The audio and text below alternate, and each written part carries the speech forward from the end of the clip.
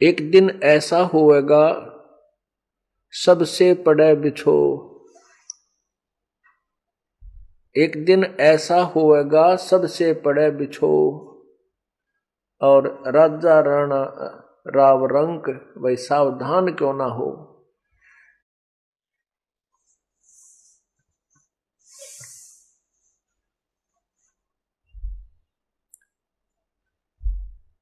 मात पिता तेरा कुटुंब कबीला, यो कोई दिन का मेला रे, और यहीं मिलाया यहीं बिछुड़ जा तू जागा हंस अकेला रे। परमात्मा कहते हैं कि तू काल के जाल में फंस के इतना अनजान हो गया कि तेरा जहां जन्म हो जाता है, चाहे किसी योनि में, पशु में, पक्षी में, मनुष्य में, गधे में, कुत्ते के में, आप उसी में सेट हो जाते हो। वही भाई बहन और रिश्तेदार, माता पिता, वहीं के जो अपने मित्रों में इतने लीन हो जाते हो, आप भूल जाते हो मरने को, आप भूल जाते हो उस दिन को जिस दिन तुमने यहाँ से इनसे बिछुड़ना है। और बिछुड़कर फिर कहाँ जाओगे, क्या होगा, इस अध्याय को आपने कति यो चैप्टर बंद कर रखा है। उस चैप्टर को खोलने के लिए, याद दिलाने के लिए परमात्मा स्वयं आते हैं या अपने कोई दास को भेजते हैं, ताकि अनजान आत्माएं अपने आप को पहचाने, तुम कौन हो, कहां से आए थे, कहां जाना है और यहां क्या कर रहे हो। जरा उनकी तरफ ध्यान दो जिन्होंने अपना सारा जीवन संतान की जो सेवा में, संतान की परवरिश में और महल और कोठी बनाने में समाप्त कर दिया। और एक दिन मृत्यु आई, उठाकर जंगल में उनका अंतिम संस्कार कर दिया। जिन कोठियों को बनाने में उसने सारा जीवन लगा दिया, जिस बैंक बैलेंस को बनाने के लिए उसने दिन रात देखा ना रात देखी, उसके साथ कुछ नहीं गया।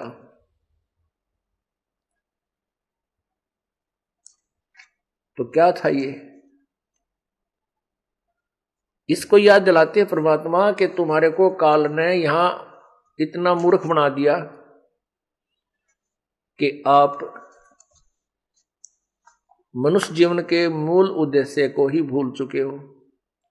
उसको याद दिलाने के लिए कहते हैं, मात पिता तेरा कुटुंब कबीला, यो कोई दिन का मेला रे। ये कुछ दिन का मेला है और यहीं मिलाया यहीं बिछुड़ जाएगा, और जागा हंस अकेला रे। परमात्मा कहते हैं, हिड़की दे दे रोएगी सुरतान जब तू चलेगी अकेली। पूरे भरे परिवार ने छोड़ के एक व्यक्ति मृत्यु को प्राप्त होने लगता है,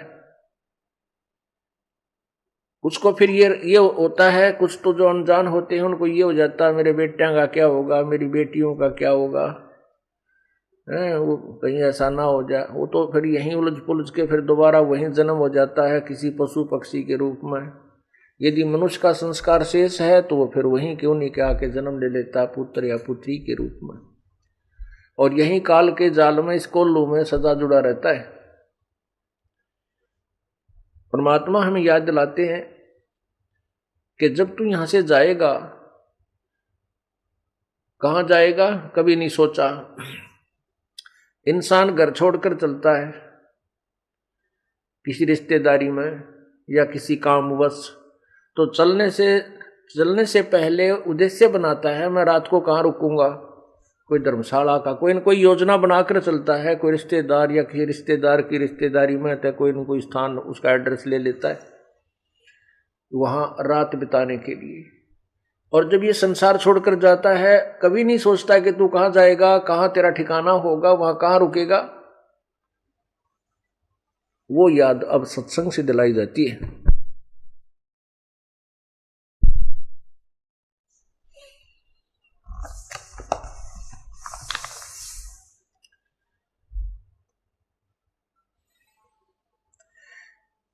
एक दिन ऐसा होएगा सबसे पड़े बिछो, बिछो माने सबसे बिछुड़ जाएगा। राजा राणा राव सब भाई सावधान क्यों ना हो।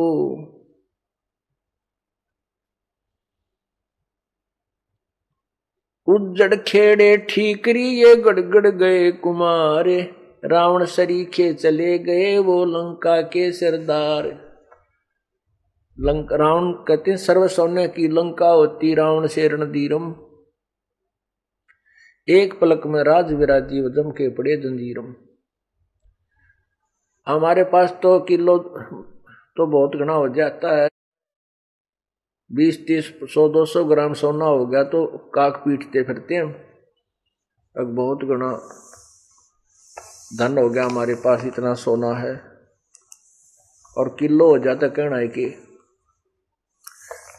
रावण के पास इतना सोना था कि उसने सोने के महल बना रखे थे। और कहते हैं रति कंचन पाया नहीं रावण चलती बार, जब संसार छोड़ के चला 1 ग्राम भी सोना साथ नहीं ले जा सका, वहीं छोड़ गया और दुनिया ने लूट लिया। फिर तो परमात्मा हमें याद दिलाते हैं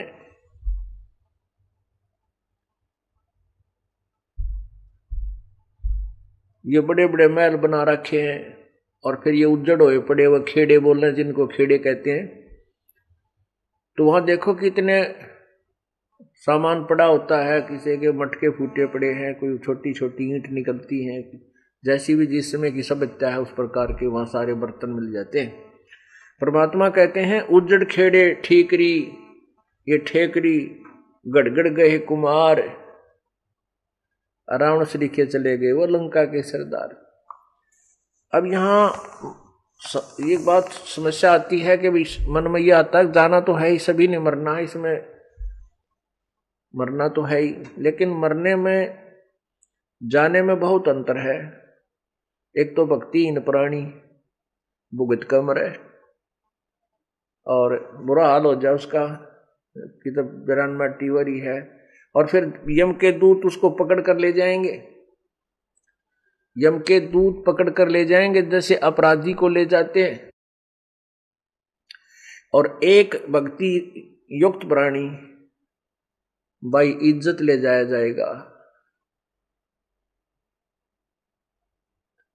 आए हैं सो जाएंगे भाई राजा रंग फकीर, एक तो सिंहासन चढ़ के जा एक बंधे जात जंजीर। कितना अंतर हो गया। एक तो इज्जत के साथ ले जाए जाएंगे विमान में बैठा कर,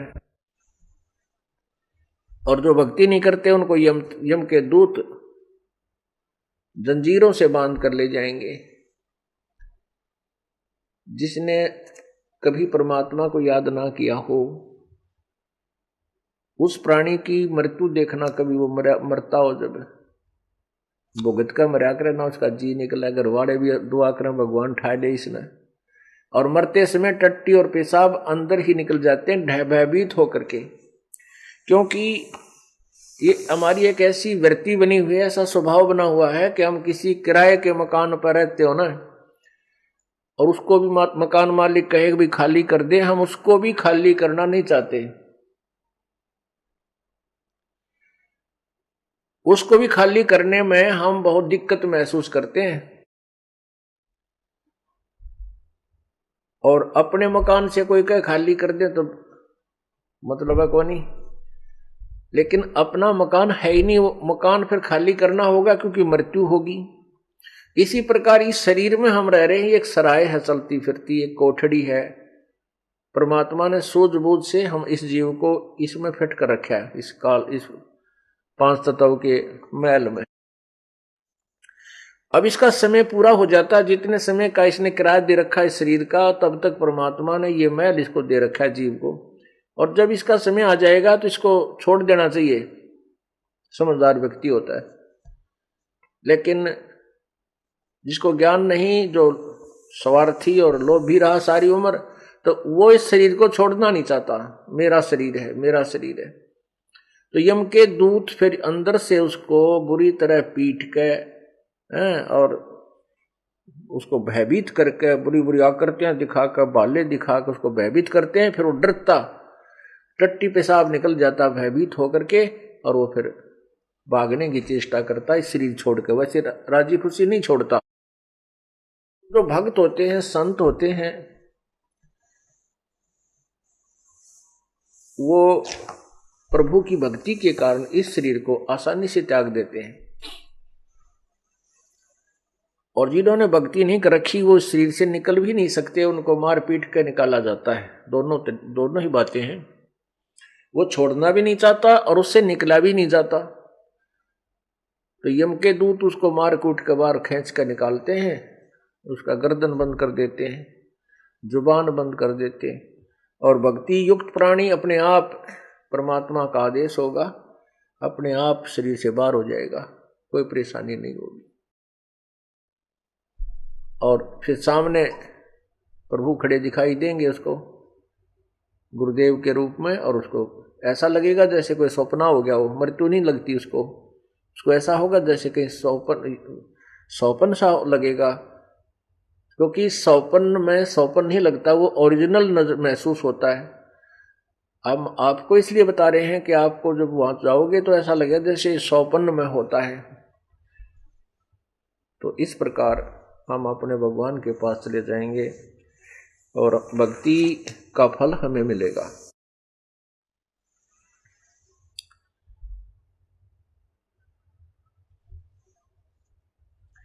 कबीरा कहाँ गर्बियो ये ऊंचा देख आवास, काल पड़े भूमि लेटना तेरे ऊपर जमेगा से।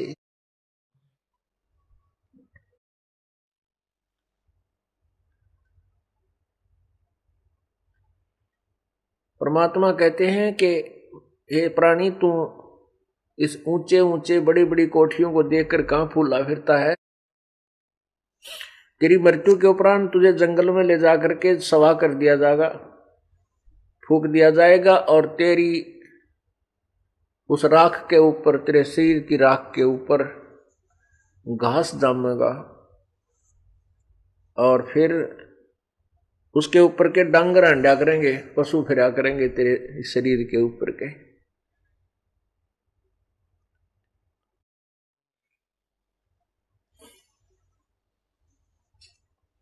कबीरा कहाँ गर्बियो इस जोबन की आसे, टेसु फूले दिवस दस खंबर खरब खंगर भय पलास।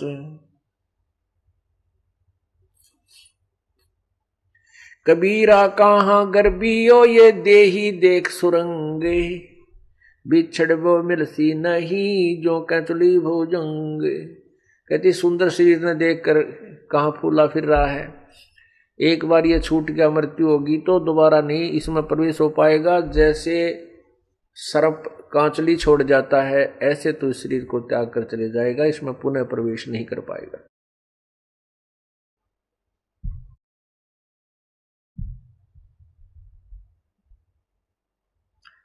कबीरा कहाँ गर्भियो ये काल गह करके से, न जाने का मारेगा के घर के परदेस।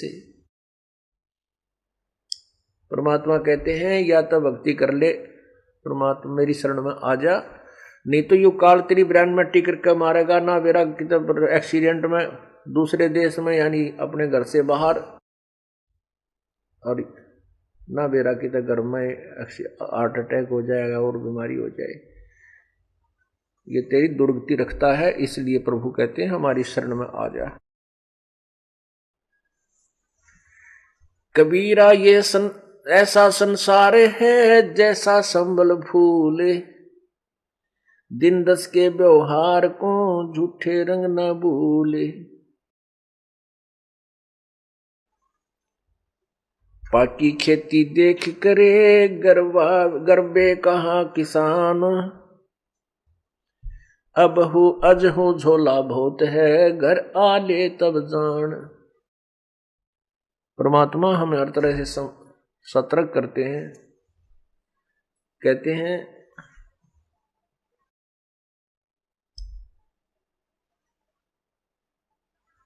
कबीरा कहाँ गर्बियो,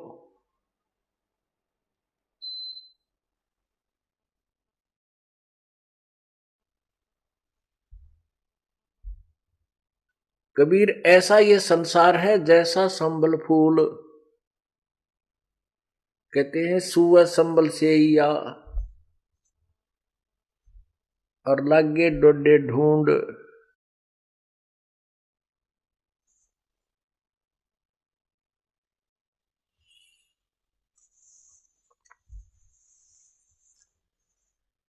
जिस अपने परिवार को, संपत्ति को हम अपना मान करके इसके ऊपर आसक्त हो चुके हैं, परमात्मा हमें याद दिलाते हैं कि ये तेरा नहीं है। और हमारी क्या टेंडेंसी है, हमारा क्या स्वभाव है इस प्राणी का। जन्म होता है, फिर बालक होते हैं, बच्चे, बचपन होता है, फिर कोई शिक्षा ग्रहण करते हैं, युवा हो जाते हैं, शादी हो जाती है, अपने अपने व्यवसाय जैसा भी उनका संस्कार है उसमें हम लग जाते हैं। फिर हमारे फिर क्या सोच होती है कि भगवान हमें संतान दे, संतान होगी तो इनकी परवरिश करें और इनको पाल पोस करके अच्छे इनकी जो ना व्यवस्था करवा दें, और फिर भगवान इनका ब्याह कर दे, इनकी शादी हो जा, और शादी हो जाए फिर इनके बच्चे हो जाएं, और फिर हम बेशक मर जाएं। कई बूढ़े बैठ कर बतलाया करें तो आपस में कहते थे, जब हम छोटे छोटे सुना करते, अब याद आती हैं, क्योंकि अब तो उस अक्षेत्र के उस विचारों के व्यक्ति हमारे पास बैठते ही नहीं, हमारे पास तो भगता हुए हैं और जो भगवान को चाहने वाले। लेकिन इस मार्ग पर लगने से पहले जिस समाज में हम रहते थे वो क्या बतलाया करते, वो क्या करते, दो लड़के हैं भाई, दो लड़की, परमात्मा ने उनका मौज कर दी, सबका बेटा बेटी है और हमारा जीवन सफल हो गया। उनकी शादी कर दी, उन्होंने काम संभाल लिया, अपना खूब बढ़िया गुजारा हो रहा है और हमारा जीवन सफल हुआ। भगवान बेशक ठाले, हमारी मृत्यु बेशक हो जाए। तो यहां परमात्मा कहते हैं कि जीवन सफल कहां हुआ, ये तो तेरा जीवन असफल हो गया, क्योंकि मनुष्य जीवन का जो मूल काम था उसका तुझे ज्ञान नहीं, और जो वो करना चाहिए था तूने, जो करना था वो तूने किया नहीं। जो तूने किया वो तेरा पूर्व निर्धारित था, जो तुझे प्राप्त हुआ। जैसे हम चाहते हैं, शादी होते ही एक ऐसी वृत्ति बनी हुई है समाज की इस काल प्रेरणा से कि सबसे पहले हम लड़का होने की उम्मीद करते हैं। जब शादी हो जाए तो हम ये सोचते हैं परमात्मा एक लड़का हो, पर पहला ही, फिर चाहे बेशक बेटी हो जाए। वैसे तो अब तो बुद्धिमान समाज हो गया है, बेटी और बेटी में कोई अंतर नहीं होना चाहिए। ये तो काल का जाल है हमें परेशान करने के लिए और अननेसेसरी जो हरासमेंट करने के लिए। लड़के के लिए उम्मीद की थी लेकिन लड़की होगी, फिर ये सोचते हैं परमात्मा दूसरा तो लड़का हो ही हो, दूसरी भी लड़की होगी। फिर अर्ज करते हैं परमात्मा, ये कहता है एक लड़का होना है, तीसरी भी लड़की होगी, चौथी भी लड़की होगी। तो कहने का भाव ये है, ना तो हमारा चाहा हुआ और ना हमारा किया हुआ, केवल वही हुआ जो हमारे भाग में लिखा था, वही हमें मिला, वही बेटे मिले, उतनी बेटी मिली, उतनी संपत्ति मिलेगी और उतनी ही मिली। हमारा किया तो कुछ हुआ नहीं, ये तो आपका पिछले जन्म का संस्कार पर जो है ना फलीभूत हुआ है। अब तूने इस जन्म में जो करना चाहिए था, जो तुझे अगले जन्म में मिला, वो शुरुआत भी ना की और फिर कहता है मेरा जीवन सफल हो गया। तूने तो जीवन बर्बाद कर दिया, असफल कर दिया। नालायक, जो करना था वो छेड़ा भी को नहीं, शुरुआत भी नहीं की उसकी।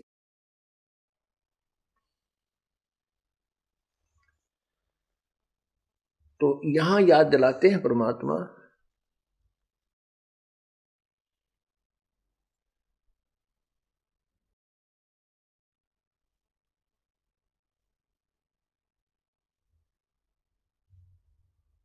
जैसे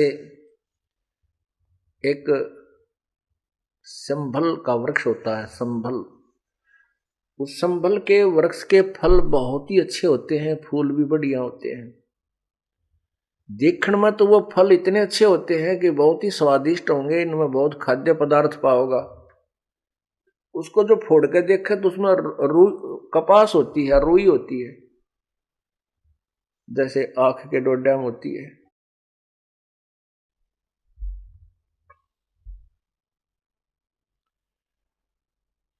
एक तोता पक्षी होता है, वो तोता पक्षी जो है ना पके हुए फलों को खाता है, और जब वो संभल का वृक्ष बड़ा होता है तो उसको तोता उस पर आस रखता है कि ये वृक्ष बड़ा होगा, इसका फल लगेंगे। 10-12 वर्ष में वो संभल का वृक्ष बड़ा हुआ, फल लगने लगे। जब फल लगने लगे तो तोते ने सोचा फल पक गया, इसको खा ले तू। संभल के फल को खाने के उद्देश्य से, पके हुए फल को खाने के उद्देश्य से तोते ने चोंच मारी आछी दबा के, और वो चोंच मारते ही रुई उसके मुंह में फंस गई चोंच में। अब उसने सोचा था आनंद लूंगा, फल मीठा फल पाऊंगा, खाऊंगा, और वह चोंच फंस गई उसकी चोंच में, उसने वह रुई फंस गई उसकी चोंच में, जान बचानी मुश्किल होगी। अब हमें क्या बताते हैं परमात्मा कि जिस परिवार की पोषण में, इस परिवार रूपी तूने जो पेड़ लाया है, इसके आस में ये सोचता है ये बुजुर्ग, ये व्यक्ति के बुढ़ापे में मन मौज हो जाएगी, बच्चा ने पाल पोस दूंगा, इनकी ब्याह शादी कर दूंगा, और फिर मेरे आराम से ठाठते रहूंगा। बुढ़ापे में तो रह लिया ठाठते, तेरा जिए जानेगा, अच्छा तू ठाठते रहेगा।